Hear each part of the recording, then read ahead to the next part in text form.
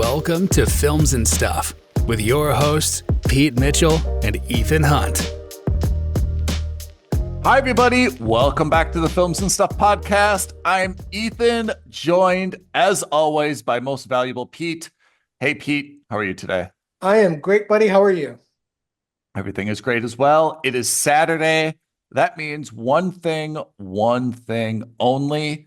It's time for our weekly stream or skip segment. You know the rules. I know the rules. We've got some new listeners. Can you reiterate in like 20 seconds or less what exactly is our stream or skip segment all about? Alrighty. So Ethan and I have prepared lists of TV shows for each other to watch. Every week, we randomly assign each other one of those shows. We watch 2 episodes or 30 minutes if it's a feature-length program. And on that basis, we determine if that show is worthy of being streamed or skipped. Okay. Without further ado, if you don't mind, I volunteer to go first. I was assigned by you a show on Disney Plus / Hulu called A Thousand Blows. It describes itself as a British historical drama. To give you a very good reference point, if you've seen Peaky Blinders, it is very similar to that. But I think that is the best reference point I can give to you, which is it takes place in the East End of London. This is the 1880s, but you kind of get the idea in terms of there's no mobile phones. As a result, this is about, let's say, I don't want to say petty crime. It's more of a crime syndicate. It is a crime syndicate of all females. They call themselves the 40 Elephants. They did things that were like what I would call shoplifting and trickery. They called it kind of heists. It also revolves around, I would say, like the B plot is kind of like the bare knuckles boxing world, which was transitioning from the time of just kind of like brawls set up in pubs to like a more sophisticated gentleman's boxing club where they wore the proper, leather boxing gloves and such. And then just kind of like the hijinks surrounded around that. So there is some historical context to it. The rest is fictionalized. 6 episodes. And I think that it is a skip in terms of the artistic pageantry and the quality. It's probably a mooch. If you were a huge fan of Peaky Blinders, you really like historical East End London in the 1880s, you're an aficionado of bare knuckle boxing, this may be your bag. For me, it's a little bit gray and dingy. And to be honest, the storylines are just a little bit analog. I mean, you get the idea that without any CCTV cameras, without like the normal kind of surveillance stuff that we think of today, it was relatively easy to just kind of break into one's house, take a bunch of silver, leave, and never be caught or seen again, right? So Right. those heists were, I guess, high stakes if and when they happened, right? I mean, obviously, a house owner could shoot you. There's a lot of clandestine getting away on carriages and stuff, which we think of like as a historical getaway car. But to be honest, it just came across as a little bit dumpy to me that I just didn't like seeing carriages racing off, and it's like, well, they'll never be caught. They've got a horse and carriage, like they've got like a 30-second head start. That's all they need, So no detective work, no clues, no tracking down people, stuff like that. Very well done. I did not recognize a lot of the cast. The only person I did recognize was the character Mary Carr, who's kind of one of the title characters. Mm-hmm. I think she played Princess Anne in The Crown. Apart from that, the cast is exceptional, but no one who is kind of like the A-list that you've recognized from, oh, I saw that person in Breaking Bad, or, oh, that person's from The Force Awakens, something like that. Right. So my personal feeling is that this is a skip. In terms of the quality, in terms of the overall entertainment value, it's probably a mooch. I cannot give it anything more than that. So that is A Thousand Blows on Disney Plus Hulu. Okay, great. Let's say I've got the exact opposite. I have a show on Apple TV called Smoke. Yeah. It is the new Taron Egerton drama slash thriller. The creator of the show is the same guy who did Blackbird, Yep. which was one of our earlier streamer skips from maybe 2 years ago. With also Taron Egerton, With right? also Taron Egerton. So Smoke is a show which follows an arson investigator, Egerton, who used to be a fireman, was caught in a fire, but then didn't want to give up the career in the fire department, so he switches over to arson investigator. And Yep.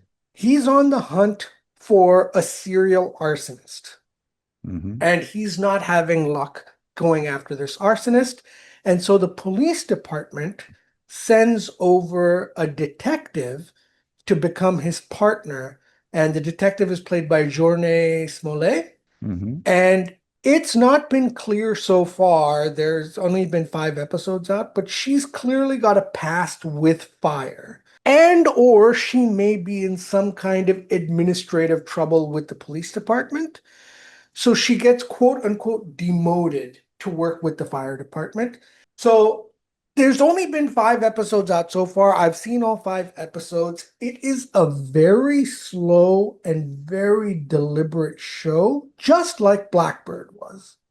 You wanted to say slow burn, but you didn't. Exactly. And the reason I didn't say slow burn is because it's super, super dark. And I mean tonally. It's creepy. It feels kind of I don't want to say gross, but you feel kind of wrong. Something doesn't feel quite right, and you're not sure why. Do you know what I mean when I say that? Yeah, I watched it as well. So I get your point. I would also say the filmography is very dark. You see Yeah. a lot of scenes where they sit in, like, man, like I feel like if you go to a government office, it's all like halogen lights and Yeah, like this very was a bright. dingy office. Yeah, And they're always kind of like sitting in the dark. He's always kind of like in his study. Like the lighting is very dark. I agree with you. Yeah.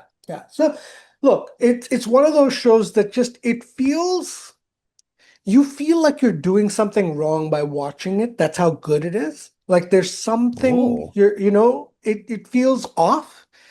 There's a lot of what I expect to be red herrings and Spoiler alerts. a lot Yeah. of alternative suspects as to who the main arsonist is. At one point, Taron Egerton, correct, spoiler alert, gets accused of being an arsonist himself, and that's why he's not been able to quote unquote catch the bad guy.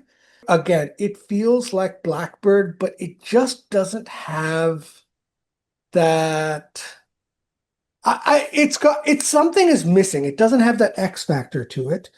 I really like the show, but I hesitate to call it a must subscribe. I think the hard part is the subject matter. Yeah. There's not a lot of arson shows or movies. So it definitely fills that gap. But then when you watch it, I think you realize why there's not a lot of arson shows and movies. And it's because, well, there's only so many, like every crime scene is basically the same. It's just a burnt down thing. Right. Yeah. So, I mean, it's just not visually exciting to be like, oh, here's a tight angle of another burnt down thing. Like it's just kind of like very repetitive after a while. And I think that the series is very good and we can get into his character, but I think that it's a little bit too long. This could be wrapped up a little bit faster. I think just because unless you're really going to make it a character-based show and not an event-based show, then you really need to slow down the amount of arson events and you really need to get into the psychology of a pyromaniac or why the person is doing this or something more than just kind of like the gratuitous violence and revenge and kind of like, I guess, underside element of of what's going on. But I feel like that's part of the reason that the show drags on a little bit, is that it's just kind of like the same pattern again and again. Okay, phone call, something burned down. Let's go investigate it. Let's have some very tight angles of the stuff burned. There's not a whole lot of dynamic evidence. There's not a whole lot of, like following the path of the arsonist. That's kind of how I feel. I feel like his character is a unique character for him. I think that generally he plays very kind of charismatic, almost like bro-ish type characters, like Blackbird. If you saw the beginning of Blackbird, right? I mean, he's very much an alpha male kind of drug dealer, and then he's a little bit humbled, when he's in prison, but then of course he comes out and he's back to his old self again. Here he tries to play someone who's a little bit more ordinary man, can we say, who's got a little bit of a inferiority complex or some type of issues, right? Mm-hmm. And I would say he definitely pulls it off, but not without his own flair that you kind of see underneath. Like, the guy's charisma is kind of bubbling out, and he has to kind of stuff it back down, sometimes. Like he definitely, he's married. He's been married previously, and I think that marriage does a very good job of kind of showing him to just be like this common, everyday government civil servant, and the frustrations that he feels kind of in that relationship. But then he goes out and he seems to actually be picking up very, very attractive women, which is kind of the opposite of what this character is supposed to be, right? Yeah. That's kind of like the Taron Egerton, I guess, charisma, bubbling out. Like, if this guy is such an everyday, common, overlooked man, why is he picking up such hot women? Kind of whenever he goes out. That's, I guess, a dichotomy that I haven't really reconciled, but I don't think it really detracts from the show. I think your analysis is spot on, and I agree with you. It's hard to say that this is a must subscribe, but certainly it's worth watching on Apple TV Plus. Yeah. But shall we talk about what's going on next week? Yeah, you've rolled the virtual die this week. What have you given to us? So next week you are on Netflix watching a comedy called The Residence, and I am picking up the virtual slack in the sense that this is a show you were not able to watch, so I took it on my side. I'm watching House of David on Amazon Prime. Okay. Pete, before we sign off for the week, can you read off our YouTube and other social media creds so that folks can launch, subscribe, add comments, random discourse, etc., etc.? Absolutely, guys. Our list is dangerously low, so please message us. Please let us know what other shows you want to know, but you want to know about, but you're not particularly keen on watching yourselves. We will do the hard work for you.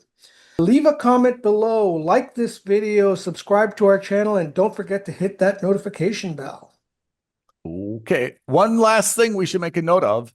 The season 3 of Foundation is out. That's right. But we love season 1. We love season 2. Season 3, I think episodes 1 and 2 have just dropped on Apple TV Plus if you're interested in that.